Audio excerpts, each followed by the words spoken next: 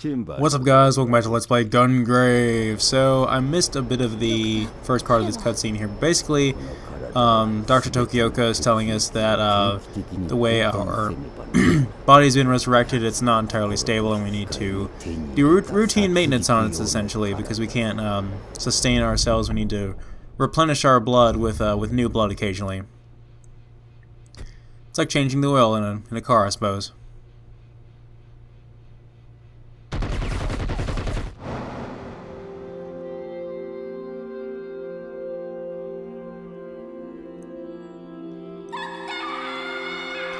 No, Dr. Tokioka! We hardly know you. This is only like the third part of the Let's Play.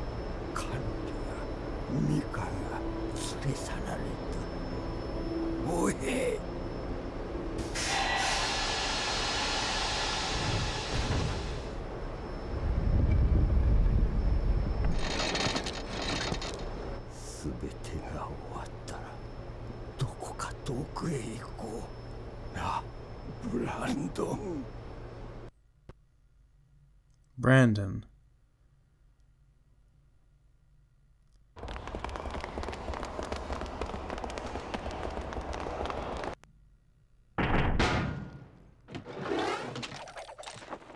Alright, so now moving on to stage 4. We're in a subway and we're chasing after the Orgmen that have kidnapped Mika. So, yeah, for some reason they decide to go in there, kill Dr. Tokioka, and kidnap her, and don't even attempt to attack us while we're there completely defenseless. And you may say, oh, they didn't even know we were there since we were in that secret chamber. But how would they know exactly where to find Dr. Tokioka and Mika if they didn't know that we would be there as well? It doesn't make any sense, but whatever. He also dies in the anime, but honestly, I can't remember how he dies in the anime. I really can't remember. Anyway, we start out with some close encounters fights here. These guys are not really that much tougher than the enemies in the previous level. But we will be fighting some more Orgmen as the level goes on. At the end of the last level, we unlocked our final demolition shot. What was that called? I don't remember what it's called, but we're going to be using that here in a minute.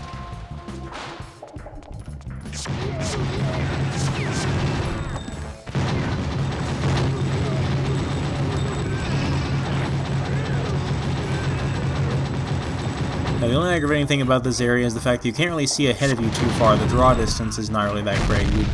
The light only goes so far for some reason.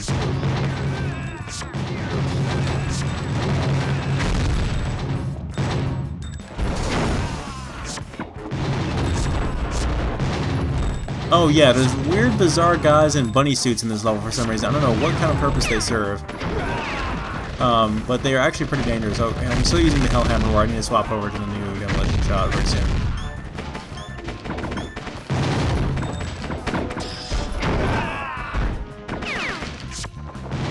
I guess their giant rabbit heads are used as weapons somehow.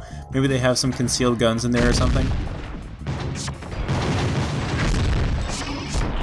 Hey look, we're actually in a department store with actual items on the shelf instead of these barren shelves that don't have anything on them. It looks like it's a computer store or something of the like. It's got a bunch of weird things, but it's also got a bunch of computer monitors for some reason. Maybe it's just supposed to be like an appliance store and they're just TVs or whatever. But that would be awfully antiquated this time. Yeah, not a whole lot of room to dodge that big guy over there in his rocket launcher.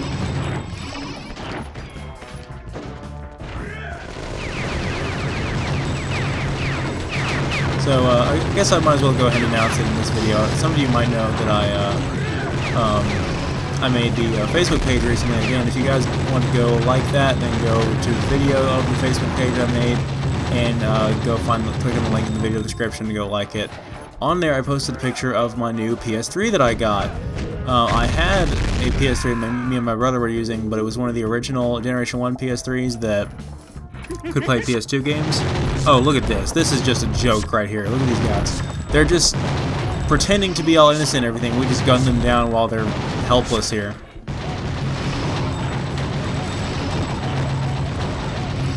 It's really quite silly.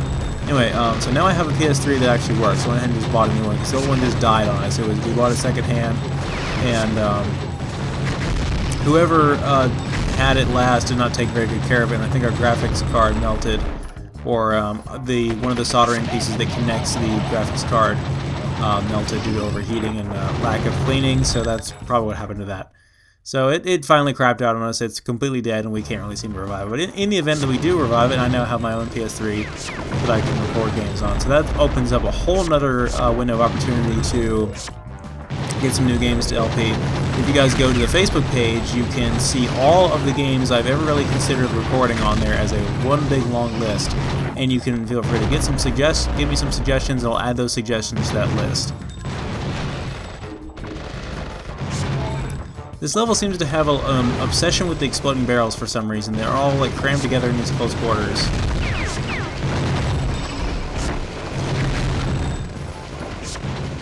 This is probably my least favorite level in the game. It's pretty forgettable.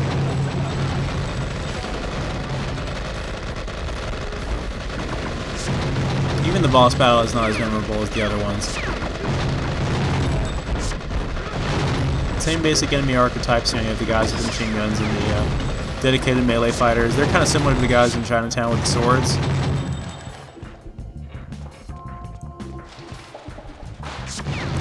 Alright, now we're fighting more Orgmen in there with their weapon box type things that are very strange, and I'm not really sure how they work. We've actually lost quite a bit of health so far, so we're gonna have a tricky time with the upcoming there's like a rail shooting section coming up. We're gonna have a hard time with that. Orgmen are always a good challenge, though. I like fighting them over the regular enemies.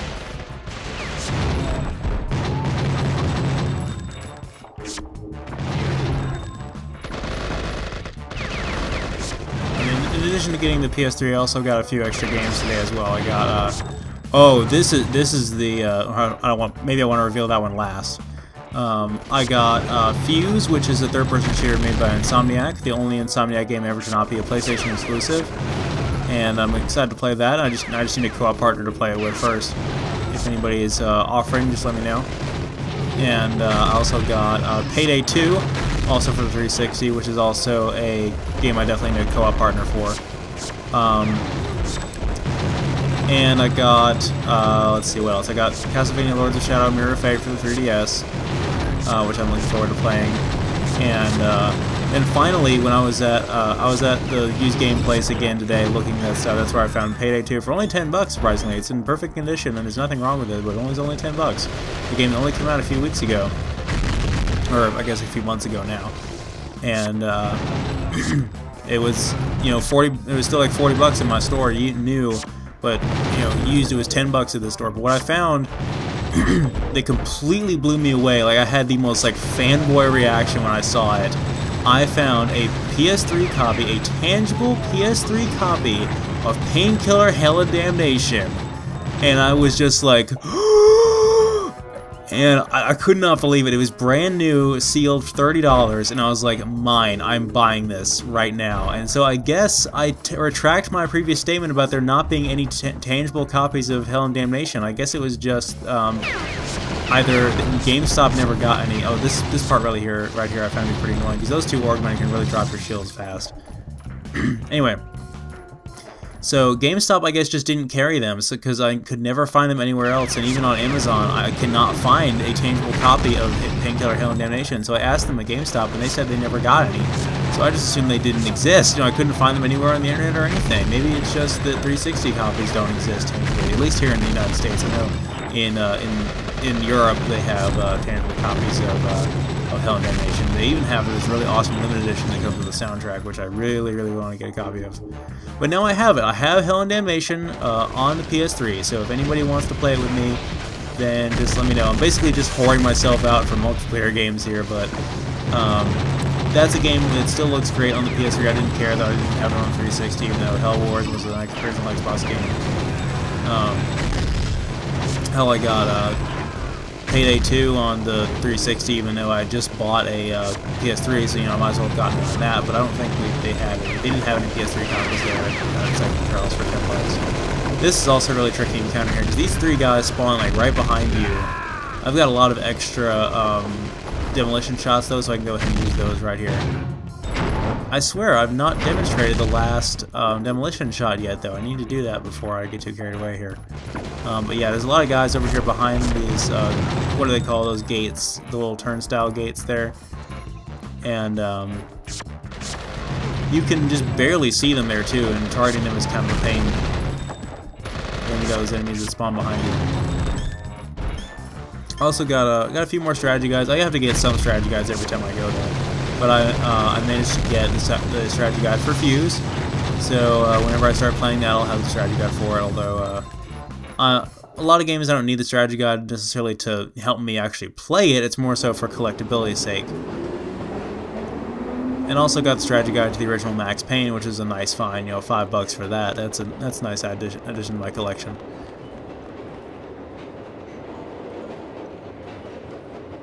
Yes, get on the train in which you cannot escape me now that I'm on the train. You've pretty much dead-ended yourself here and boxed yourself in.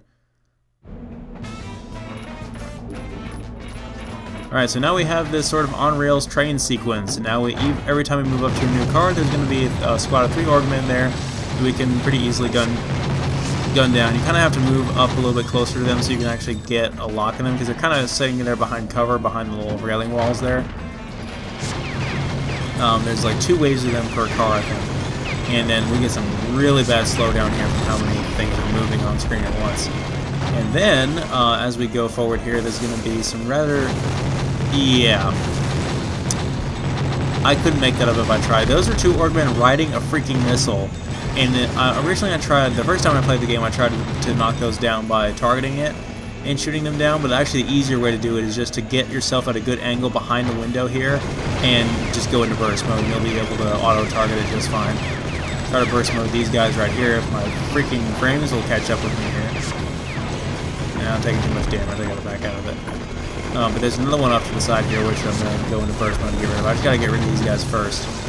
We have enough cover inside the train here to dodge the guys outside until we kill the guys inside, and we don't worry about those guys. I'm not sure what'll happen if you don't kill them. I don't think they'll try to blow up the train, because that would be stupid. They wouldn't do that. Again, this whole thing is just so idiotic. I guess they can leap off of the missile into the car. I think that's what they did just there. But again, whatever. It's silly. Okay, just blow it up. Oh, I also got the first 2 Devil May Cries at that store as well, so I'm looking forward to playing that quadrilogy. And then eventually the reboot. Wow, talk about perfectly placed rockets. Managed to kill all those guys just of how perfectly that was placed there. Now we have, instead of a rampant missile, we now have a helicopter that shoots missiles, which we can... I'd just like to stand in place and use burst mode, because the burst mode, if you aim correctly, can shoot down the missiles that it shoots at you. Eventually he'll fly overhead on top of you and drop some Orkmen down through the ceiling. You can just kind of burst mode those guys down as well. Sometimes you don't have the right angle to shoot out the windows, so you gotta have to reposition yourself maybe. We just kind of keep shooting and standing in place here, and eventually, every time it switches sides of the train, you can get another good angle on it. Try to knock it down. There we go. That took a lot less time than the first time I tried it, where I was kind of walking and shooting at the same time to get a good angle out the window. Well, well, well, Ballad-Bird Lee. 反逆の理由はビッグダディへの忠義ですか。何ですかそれ。ジジイの忘れがたみがそんなに大事ですか。You don't seem to understand. What if I told you I'm not the one who's the traitor? ここがあなたの終着駅です。 Well, she's dead.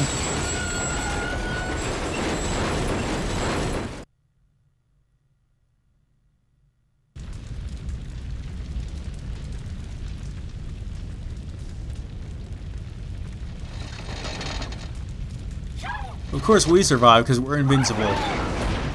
Oh, holy hell in a handbasket.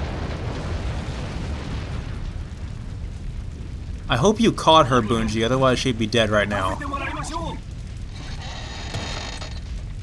Honestly, what incentive do they have to protect her if you're just going to be killed by Ballad here anyway? Like, why would Bungie try to keep her alive?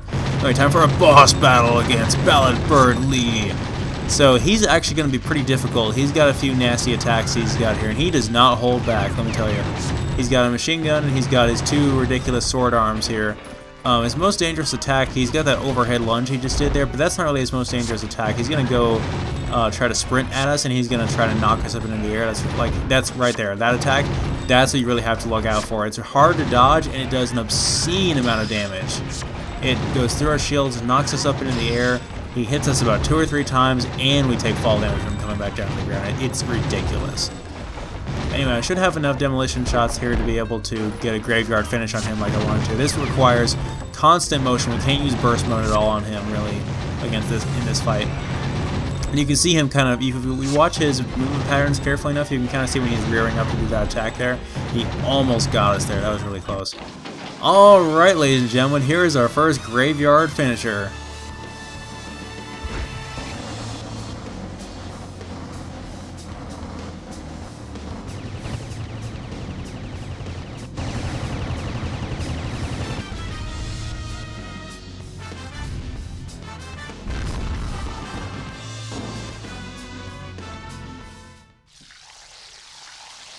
Stick that in your pipe and smoke it.